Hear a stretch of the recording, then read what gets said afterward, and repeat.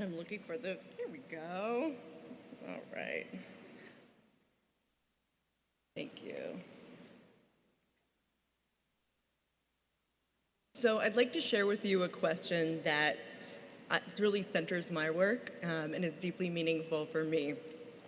That is, what would it take for every child in New Orleans to have access to an excellent education and meaningful opportunities for their life after high school? That question is not meant to be rhetorical. That question really guides my research, data analysis, my teaching here at Tulane, and the work that we do at the Cowan Institute. Before I go any further, I'd like to share with you a bit about who I am. It's nice to meet you all. I am a lifelong educator. My career in education spans 25 years. I was a teacher, a principal, and also a systems leader. I've worked as an educational entrepreneur, founding innovative schools, nonprofits, programs, all designed to meet unmet educational needs in the community. And for over 10 years, I've had the honor of serving as executive director at Tulane's Cowan Institute and as a professor of practice, where I teach education, leadership, and social entrepreneurship courses. I'm also the daughter of a lifelong teacher and a mom of two students who are in New Orleans school, who I love very much.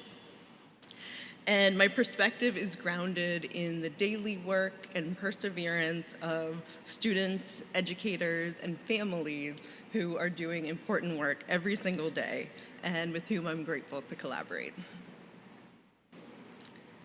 So, just for a little context, when we look back 21 years ago, Orleans Parish was ranked 67th out of 68 school districts in Louisiana.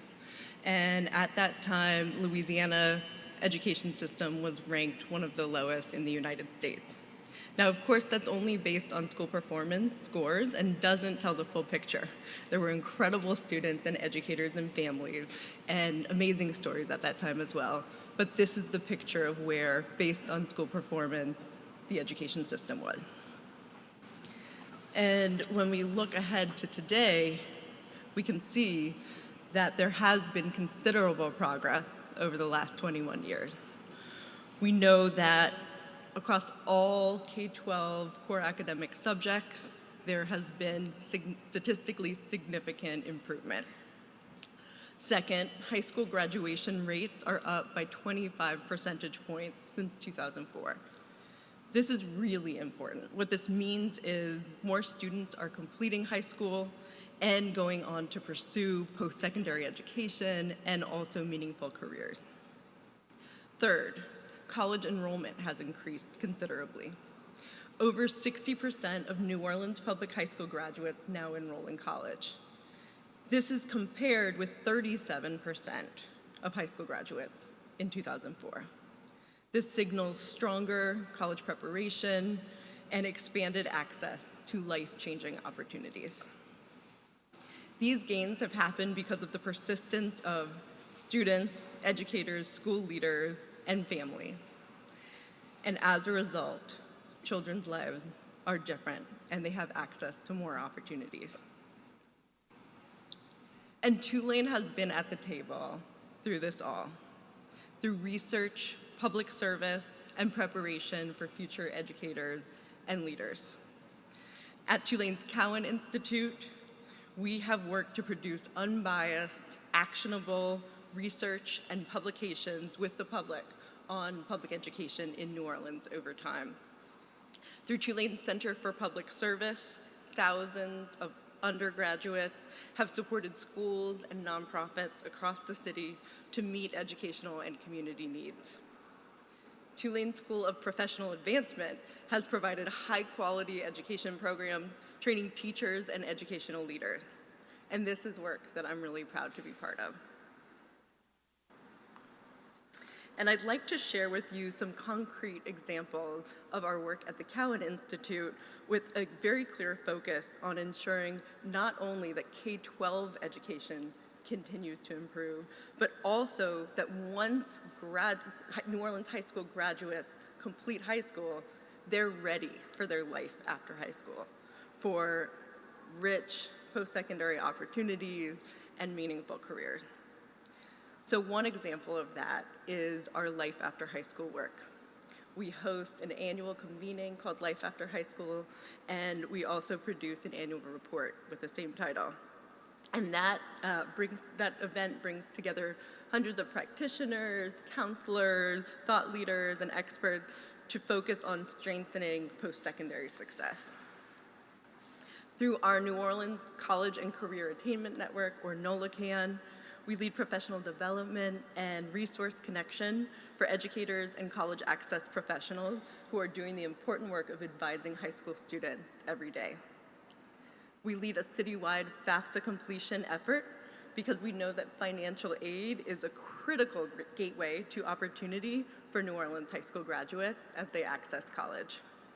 We lead a data fellowship where we provide ongoing training and tools and resources and actual data to schools and charter management organizations across the city so they can analyze and respond to those data and best support their students. And through all of this, our focus is on system-level impact in improving post-secondary opportunities for New Orleans youth. We have seen considerable improvement in high school graduation and college enrollment, as I shared earlier, as a result. And here's an example of Tulane Cowan Institute's annual impact by the numbers so that you can get a sense of our scale and our impact and our reach each year. We serve around 14,000 young people in the city each year doing the work of advising them, coaching them, and advising the adults who support them on their college readiness journeys. And while we have seen strong progress in the education system in New Orleans, as well as in post-secondary and career preparation for young people in our community, and while Tulane has played an important role in that work, we also need to acknowledge that there are new headwinds and that we are currently navigating under new constraints and in an uncertain moment. So some key issues that we're facing: there are funding cuts at the local, state, and federal level. And federal cuts enacted in 2025, layered on top of significant local revenue shortfall and declining enrollment, could create a compounding fiscal crisis for schools in the year to come. The progress that we've built over the last 20 plus years is fragile, and protecting it demands that we pay close attention to what's happening right now. Specifically, enrollment in K-12 schools is declining, and that creates financial and operational strains for schools. But the schools, charter management organizations, and the district may need to close schools and reorient their budget. There's also a new accountability framework in the state of Louisiana, which has changed how schools are measured. And so what we'll see in October, if you're reading the newspapers, if you're a parent of a student in a school, is that the school scores will likely decline. This doesn't necessarily mean that performance has declined. It actually means that the accountability system has changed, but that's something for all of you to be aware of. And we have a recent report at the Cowan Institute on that accountability framework to demystify that complexity. And also, as we'll hear more about, artificial intelligence is impacting teaching, learning, and what workforce readiness means. So all of these factors coming together require a thoughtful and proactive continued response. And our commitments are clear. At the Tulane Cowan Institute, we're committed to continuing to provide rigorous, unbiased data analysis and share that with the public in accessible ways through our publication. We're committed to supporting educators and counselors and practitioners with the best available tools and resources so that they can support their students. We are committed to preparing the next generation of educators and teachers through teaching courses here at Tulane. and we're committed to inspiring educational innovation. Very excited about the educational entrepreneurship work that we have ahead. We recently hosted an educational entrepreneurship summit here at Tulane in partnership with Tulane Innovation Institute and the Taylor Center, where we convened local entrepreneurs. And really that's what's required in the work ahead, given the challenges that I named. It's required that we provide creative solutions and support for innovators in the community to come up with bold new ideas. And so I'm very excited about that continued educational entrepreneurship work. I see that my time is up, and I'm very excited about the upcoming speakers. So I want to leave you with the question that I started with. What role can you play in ensuring that every child in New Orleans has access to an excellent education and a meaningful pathway to college and career? I hope that you will be part of the solution with me, and if you'd like to connect, please reach out. This QR code takes you to Cowan Institute's website, and you can find me at ahill10@tulane.edu. These are some examples of ways that you might connect and engage as a student, as a community member, or as a faculty member. We really look forward to your partnership and your collaboration. There's a seat at the table for everyone, and your role might be different, but the work ahead requires our collective effort. The wave doesn't stop here. Thank you all so much.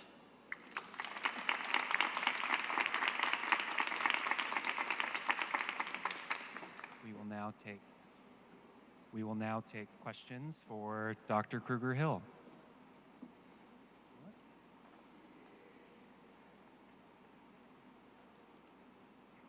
Hi, Jeff Myers. How important is engaging the parents in this? Because we used to have these kids, they would get all this and they'd go home and the parents just didn't see any value in it.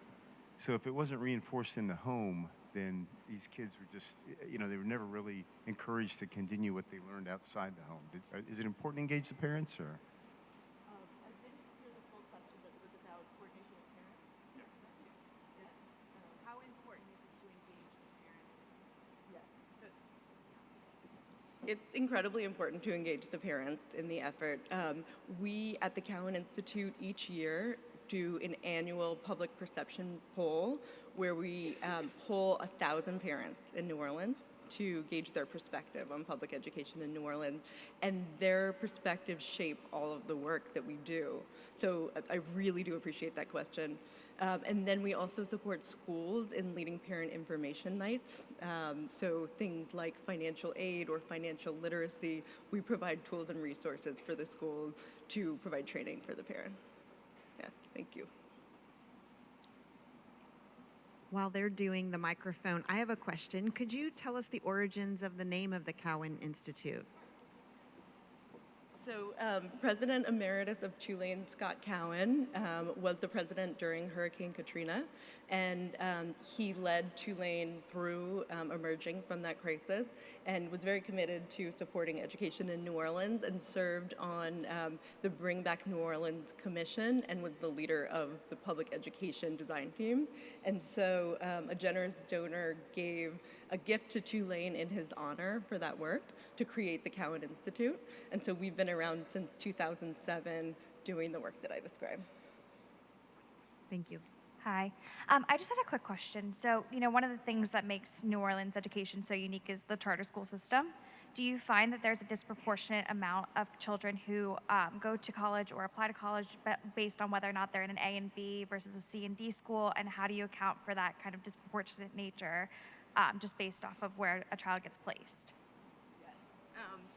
So that's a really thoughtful question, and you named A, B, C, or D school. And so one of the things I shared is that Cowan Institute has a accountability framework brief, and we also have a State of Public Education in New Orleans report each year. So if you're curious and learning more about that question, you can see how schools are evaluated and how those A, B, C's, or D's come to be.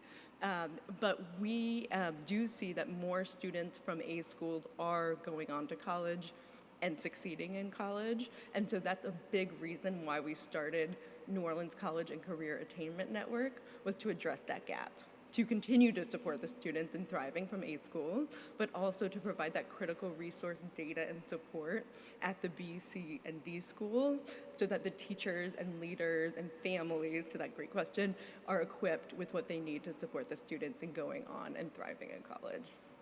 Thank you. We have time for one more question, I think. All right, let's give Dr. Kruger Hill a round of applause. Thank you so much. Thank you so much. All right, our next speaker is Alexis Kulata, art historian